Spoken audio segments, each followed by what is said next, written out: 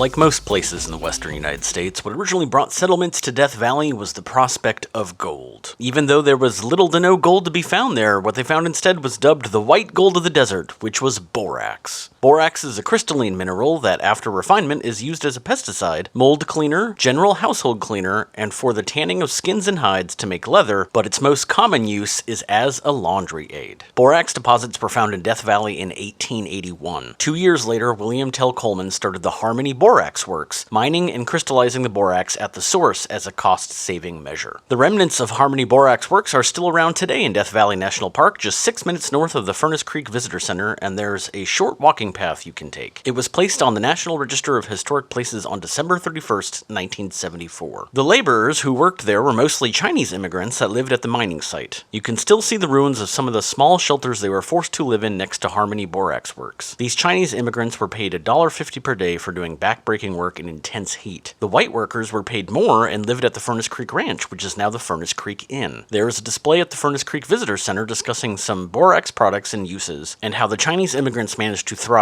during this oppressive time. At the Harmony Borax Works site, you can see some machinery that was used to refine the borax, which is surprisingly still standing after 130 years. There is also an example of the wagon setup that was used to haul the borax out of Death Valley, which included 2 wagons and a separate water tank that were pulled together by a team of 20 mules over 165 miles to Mojave, where the Atlantic and Pacific Railroad line ran. The freight hauled by the mules would often weigh upwards of 36 tons, including 1,200 gallons of drinking water for the long, arduous journey through what is now known as the hottest place on Earth. Coleman ran into some financial trouble only a few years later in 1888, when the tariffs on imported borax were decreased, causing Coleman to lose over $2 million.